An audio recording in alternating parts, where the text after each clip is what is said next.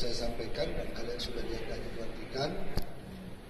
Saya mau update dulu data yang terakhir tadi siang sampai jam 1. Ya. Tadi siang sampai jam 1 laporan dari Pekanbaru. Ya. Jumlah tahanan 1.870 ya, yang kemarin melarikan diri 448, tertangkap kembali 298. Jadi sudah per jam 1 tadi, per jam 13 yang tertangkap kembali 298, tinggal belum tertangkap 150 orang. Kemarin kan 169, sekarang sudah 150 orang. Jadi secara bertahap mudah-mudahan bisa kita tangkap melalui bantuan dengan Polri dan juga masyarakat. Ada juga yang menyerahkan diri, jadi tidak diantar oleh keluarga. Jadi tidak hanya tertangkap diantar oleh keluarga, ada yang ditangkap, ada yang diserahkan oleh masyarakat. Nah, untuk mengurangi sedikit tekanan overkapasitas, kita pindahkan 365 orang dari rutan. 365 orang kita geser ke tempat lain. Ya. Nah, setelah melihat fakta di lapangan, maka kita simpulkan, ya seperti yang saya sampaikan kemarin, terjadi pelanggaran hak dasar warga binaan. Ya, ada pungli, bahkan ada pemerasan yang dilakukan oleh petugas kita. Ya. Nah, ini tidak sesuai dengan konsep pembinaan yang diatur dalam Undang-Undang Pemasyarakatan, ya, Undang-Undang Nomor 12 Tahun 95.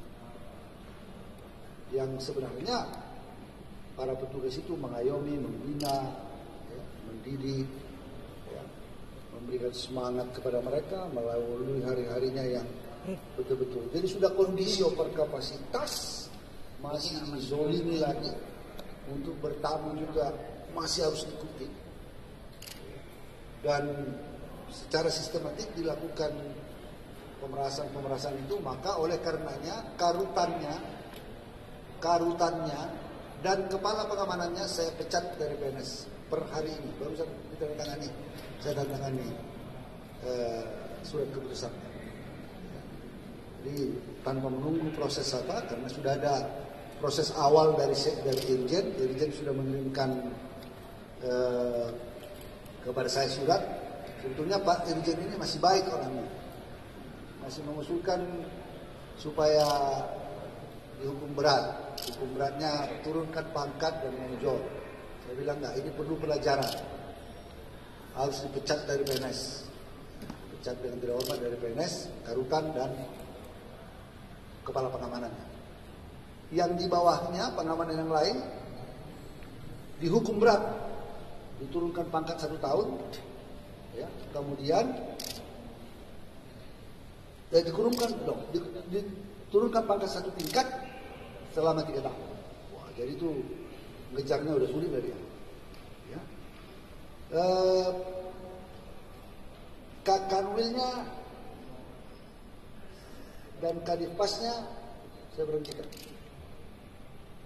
tarik ke Jakarta untuk pembinaan. Jadi Kanwil yang baru yaitu Pak Dewa, ya, ambil kursi, kau di sini, ambil kursi dulu.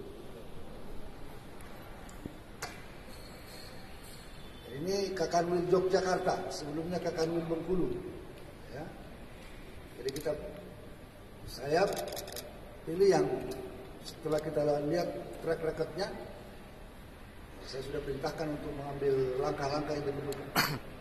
Saya kasih otoritas kepada beliau untuk mengambil langkah-langkah yang diperlukan dan melakukan tindakan tegas kalau enggak ada saja yang tidak kooperatif dengan langkah-langkah yang diambil oleh beliau. Dia bekerja sama dengan Polri. Untuk pelajaran ke depan, saya sudah katakan tidak cukup sanksi administratif. Jadi karutannya sudah dipecat PNS dan kepala pengamanannya sudah dipecat PNS, tidak cukup. Saya sudah minta Kapolda untuk melakukan pengusutan secara tindak pidananya. Rasanya mungkin sebagai PNS korupsinya, gratifikasi, mungkin juga penganiayaan juga.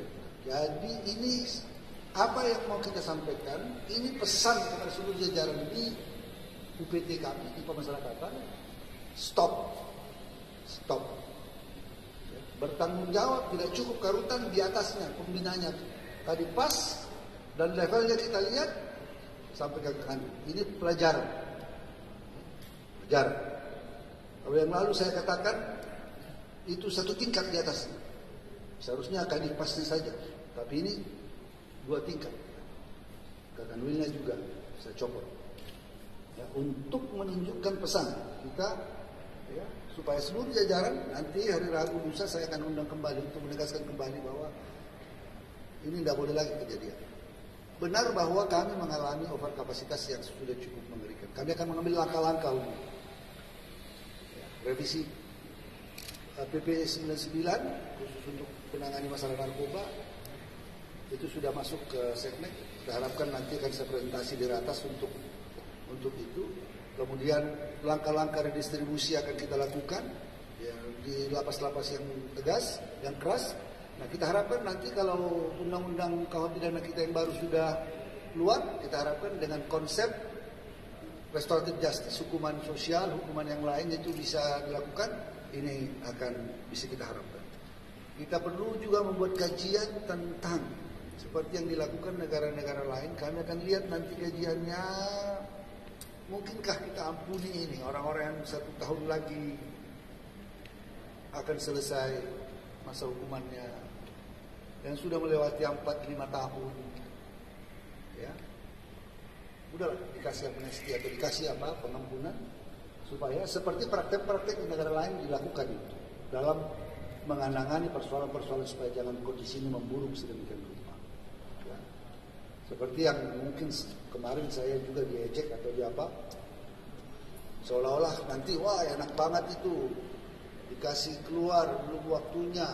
Itu yang saya katakan, cobalah kamu lihat dulu di dalam seperti apa kondisi lapas kita itu. Untuk tidur 1 malam di lapas yang sangat over kapasitas, tidur aja sulit. Jadi hukumannya itu berkali-kali lipat dari yang seharusnya.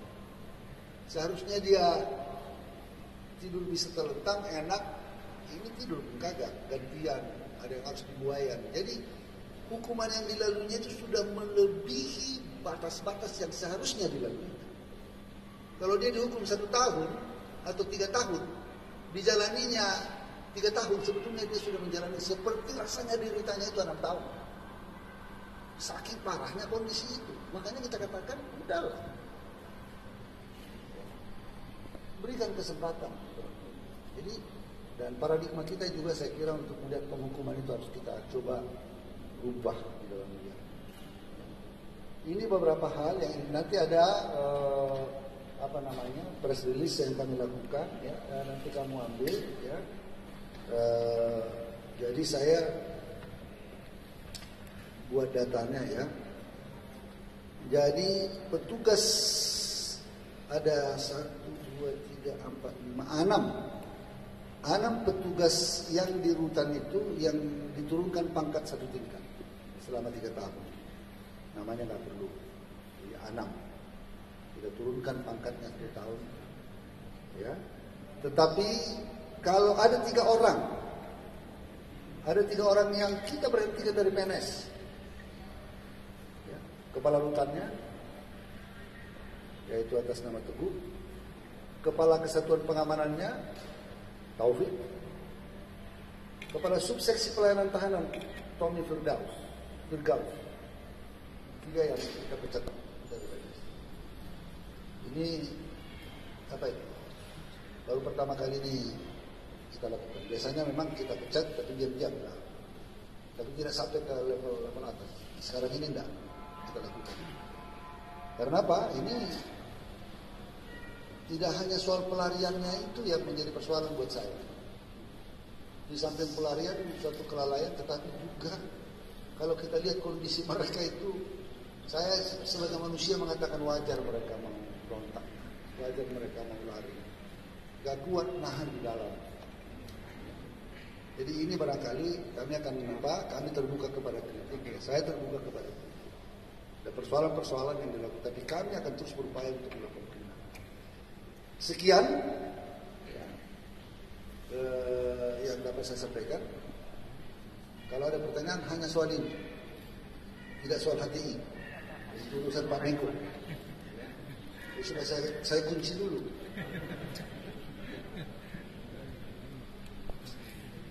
Oke.